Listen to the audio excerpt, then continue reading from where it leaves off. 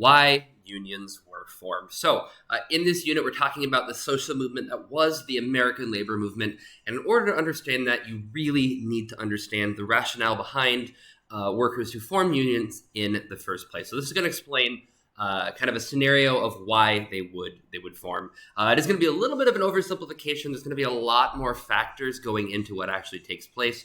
However, this is just a good way to understand kind of the main baseline reason that these labor unions were formed in the United States. Now, first thing we need to understand is there is going to be a factory, and there is going to be a factory owner, or the boss. Okay, he's going to be the individual who owns the factory, and he is going to be the one who is getting the large share of the profit from this factory. Now, each day at this factory, there's a number of workers who go into the factory, as you can see right here, and they're going to work creating a product or a good of some sort. Now, that product or good is going to be shipped out of the factory to consumers. They're going to buy it, and it's going to come back. Now, the money is going to go from the property into the pockets of the boss, the owner of the factory, as you can see right through there.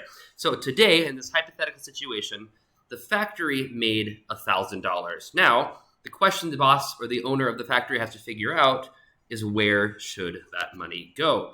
Now, considering that he owns the company, this money is technically his. The materials used for the products that were produced were going to be paid for by his company, and therefore, under this logic, the money that was made was his.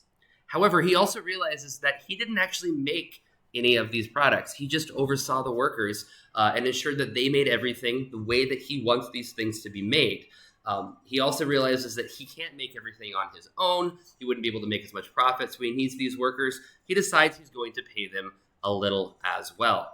So we're going to have all these workers, okay, on payday, and they're going to come and they're going to collect a pay of some sort. Now, this pay is not going to be the total amount of money that the factory made. It's going to be a portion of that money right through there. Now, you can see he earlier got bills. They're just getting coins. So he is making a lot more money. Now, this is going to upset some of the workers right here. For example, this man says, why does the owner get to keep so much? He just sat in his office all day. Me and my coworkers are the ones who made everything. Plus, this job is dangerous. At this time, and even today to a large extent as well, a number of jobs were very, very dangerous, particularly the turn of the century, late 1800s, early 1900s. Factory work was not safe. A lot of things could happen, and that's going to be very, very dangerous. The workers were the ones making the product, and the boss or the owner was kind of just sitting there in his office. Also, they work 6 days a week, at least, sometimes more, up to 16 hours a day. And if they get hurt, the owner doesn't help pay their medical bills. We as workers deserve more. So this is really talking about the testament of the American workforce at this time period. It was going on in other countries as well. However, for this instance, we're just going to be focusing on the American labor movement. So you've got factory workers or workers just in general who are working long hours, large period of time. They're not having much for rest. Their actual jobs are very dangerous, sometimes with loud chemicals or dangerous chemicals, sometimes with loud machinery that could damage their hearing, sometimes with machinery that's just simply not safe to operate. If they get hurt, they could lose their life in a worst case scenario. Best case scenario is they might just lose a limb or something, but that's going to make it harder for them to work. If they can't work, they can't make money, and there are no programs in place to ensure that they have something to take care of them. The company they're working for is not required to provide them really with any form of medical care or benefit. So the workers don't like this. One of them is going to come to the boss and he's going to say, we workers feel that we are not being treated fairly. We're asking for you to pay us more because he feels like they deserve a little bit more money. Give us more time to rest because they don't want to be working 16-hour days, 6 days a week, and they want their medical bills paid if they get hurt while working. Now, the factory owner does not most likely want to do this because he feels that he's compensating them fairly. They don't have to work here. They could go somewhere else to work. He is paying them, and in his eyes, he's the one who owns the factory. He owns the products. They're working for him. So if you don't like it, you can leave. Now, the workers, again, are not happy with this, so they're going to come together and say, you can't do this. If you don't give us what we're asking for, we are going to stop working. So you're going to have these workers who go and simply refuse to go to work. Now, if they are not going to work, the company cannot sell any products because they can't make any products.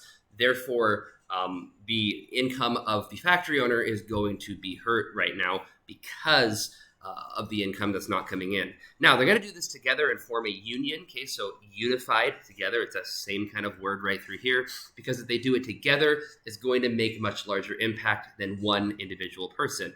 If one person decides to stop working, they're easy to replace. But if the entire factory decides to stop working, it's going to be hard to replace all those workers. It gives them more leverage. It gives them more power. Now, the owner of the company has really 5 different options right through here.